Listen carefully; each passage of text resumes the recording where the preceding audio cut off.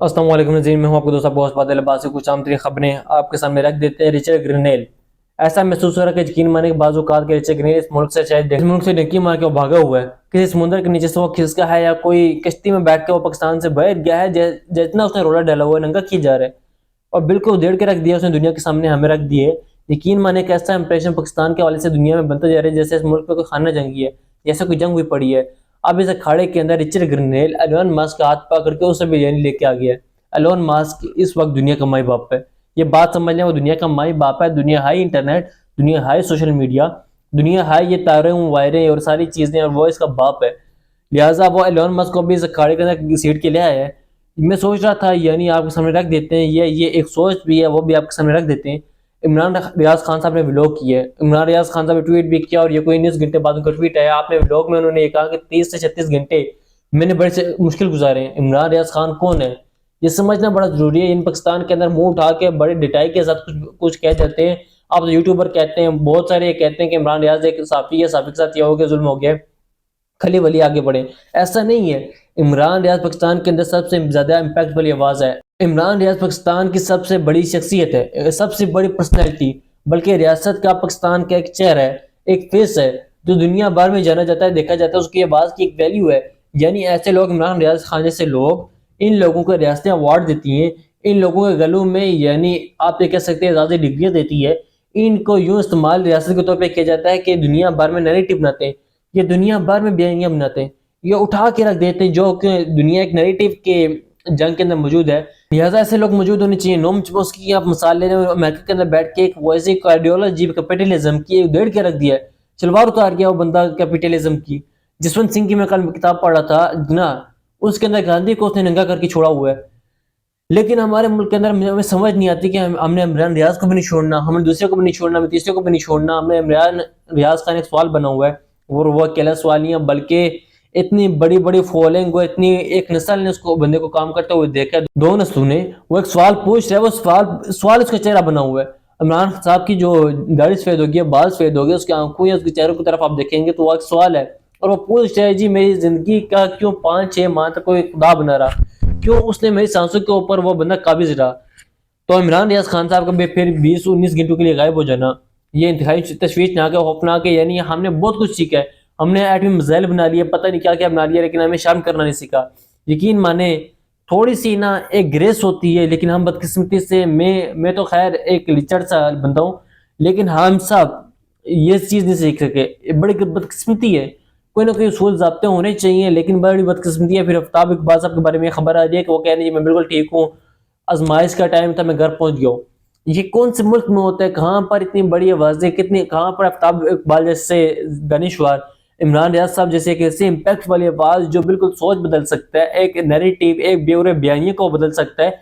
लेकिन हमने उस बंदे को दर बदर के ठोकने खिला नहीं है। उसकी फैमिली को, उसके बाप को, उसके बच्चों को, बेटियों को हमने वाले नंबर कर दिया है। उस नौजवान को हमने वाले नंबर कर दिया। वो पता नहीं कहाँ पे है, कहाँ से बैठ के वीडियो कर रहा है। वो कह रहा है मेरे पास माइक नहीं है, स्टैंड नहीं है, कुछ नहीं है। जिस बंदे की पाकिस्तान में सबसे मैसिव फॉलोइंग है, मैसिव फॉलोइंग है, वो जनाब आज पता नहीं किधर किधर भाग रहा है और किस तरीके से गुजारा कर रहा है।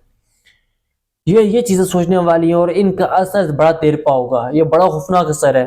आप मिसाल ले लें रिचर्ड ग्रेनेल, ये जो अमेरिकन बंदा है और ये ट्रम्प एडमिनिस्ट्रेशन का हिस्सा है। इसका ये ट्वीट और इसकी आप अंदाजा लगाइए कि डैमेज कितना ज्यादा हो गया। उससे पहले आपको खबर दे दूंगे, बराए मेहरबानी ड्राइव से टक्कर न मारिएगा। बदकिस्मती से हमारे हालात ऐसे हो गए कि जनाब ये सारी सूरत बन रही है। रावलपिंडी बेटी के इलाज के लिए सरकारी अस्पताल बंजीर अस्पताल आई खातून सिक्योरिटी गार्ड के हाथों ज्यादती का निशाना बनी है। ये खातून वॉशरूम की सिक्योरिटी गार्ड जबरदस्ती अंदर घुस गया और फिर इसके साथ इसने वॉशरूम में खातून के साथ, अंदाजा लगा लें। ये रावलपिंडी के बेनजीर अस्पताल की अभी से चंद घंटे पहले की खबर है। अब रिचर्ड ग्रेनेल ने ट्वीट किया जी के 3 घंटे पहले का ट्वीट है, और 3 घंटों में ये मिलियन टच कर चुके हैं। यानी ये ग्लोबली एक मैसिव पोस्ट होने वाली है, ग्लोबली एक मैसिव मैसिव इसका इम्पैक्ट जाने वाला। रिचर्ड ग्रेनेल लिख रहा है एलोन मस्क को पुकार रहा है, ऐड हैशटैग पाकिस्तान, मेरे और आपका मुल्क, हमारा मुल्क पाकिस्तान। देखिए हमारे साथ एक और बड़ा मसला है। हम चूंकि सारी जिंदगी, हम एक मेजोरिटी एक ऐसी आबादी की है जो कभी पाकिस्तान से बाहर गई नहीं है। वो इधर ही सारी जिंदगी गुजार रहे हैं, उन्हें अंदाजा नहीं है, उन्हें समझ नहीं है कि भाई आप एयरपोर्ट के ऊपर आप जाते हैं, लोग आपको लाते मारते हैं। कसम खुदा की हाल ही में बाहर को गया, यकीन माने कि आपसे बता दें कि हम पाकिस्तानियों को ऐसे देखते हैं जैसे कोई आप लीचड़ है यहाँ पे, यानी कोई थर्ड बंदा उठ के आ गया है। हालांकि हम एक न्यूक्लियर स्टेट है, हमारी ये दुनिया की तगड़ी मिलिट्री है, हमने दुश्मनों के खिलाफ जंग लड़ी है, हमारी एक रेजिलियंट कौम है, हमारी स्पोर्ट्स की क्रिकेट की एक तगड़ी कौम है, हमारी स्पोर्ट्स की क्रिकेट की एक तगड़ी टीम है, हमारा बैनुल-अक़वामी इम्पैक्ट है, हमारे पीएचडीज हैं, हमारे रिसर्चर्स हैं, हमारे डॉक्टर्स हैं, हमारा तगड़ा ओवरसीज नेस पूरा है, हमारा 60-70% यूथ है, हम सबसे तगड़ी हमारी डेमोक्रेसी है। लेकिन हमारे कपड़े देख के हमें लात मारते हैं हमारे पिछवाड़े पे। मैंने कोयत एयरपोर्ट पे अपनी आंखों से देखा एक बंदे जिसने कपड़े पहने होते उसके पिछवाड़े पे उसने लात मारी। ये हो रहा है। और जो लोग पाकिस्तान से बाहर हैं वो तस्दीक करेंगे। आप मुंह से बताते हैं कि मैं पाकिस्तानी हूँ, तो कसम खुदा की अगर कोई बंदा आपसे हंस के बात कर रहा हो तो उससे गुस्सा आ जाता है। अब ये कह रहे हैं कि hi Pakistan add Pakistan to the list that's need Starlink. Elon Musk को वो बुला रहा है, कह रहा है कि है पाकिस्तान को ऐड करो उन मुल्कों के अंदर जिसमें स्टार लिंक की जरूरत है। स्टार लिंक का मतलब क्या? स्टार लिंक इसकी जो एक एलोन मस्क की एक कंपनी है, इस स्पेस एक्स, उसकी एक सैटेलाइट है और ये जमीन के गिर्द घूम रही है, बिल्कुल निश्चय ऑर्बिट में ये घूम रही है और दुनिया भर में इंटरनेट प्रोवाइड करती है। यानी आप के लिए तारे, केबलें, ये सारी चीजें आपको जरूरत नहीं होती, ये वाया सैटेलाइट आपको प्रोवाइड करते हैं। ये हालिया इंटरनेट वहाँ पे कम प्रोवाइड कर रहा है, यूक्रेन के अंदर प्रोवाइड कर रहा है। यूक्रेन में जंग लगी हुई है, वहाँ पे मार के टैंक मौजूद है, जहाज चल रहे हैं, बंदे मारे जा रहे हैं। एक्टिव वार के अंदर यूक्रेन मौजूद है और वहाँ पे इंटरनेट स्टारलिंक प्रोवाइड कर रहा है। स्टारलिंक कुछ जगह प्रोवाइड करते हैं जहाँ पे कोई क्लाइमेट चेंज हो जाए, कहीं हादसे हो जाए, मतलब के कोई तबाही आ गई, कोई सैलाब आ गया, जलजले आ गए, बंदे खो गए, वहां पर ये रसाई दी जाती है ताकि लोग इंटरनेट तक एक्सेस करें।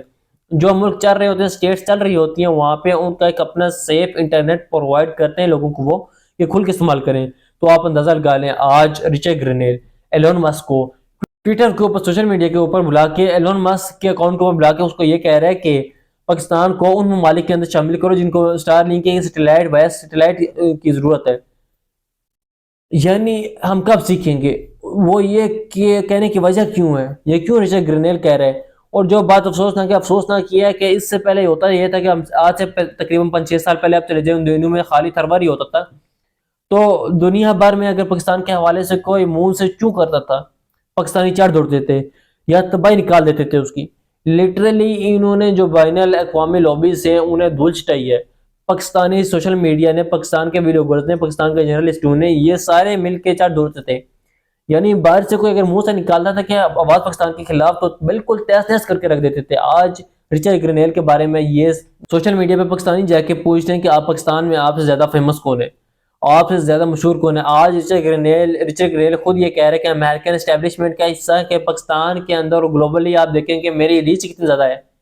आपने क्या कर छोड़ा अपने मुल्क के साथ? आपने अपना बयानिया दफन कर दिया, आप अपने बयानिया के भी कातिल ठहरे, आपने अपने बयानिया की बितवा फैला दी। कुछ एक रद्द-ए-अमल आपके सामने रख देते हैं जो कोई बड़े जिन्नन भी है, बड़े सोले भी है, और इसके ऊपर कुछ लोगों ने बातचीत भी किया कि क्यों हमें इसकी जरूरत है।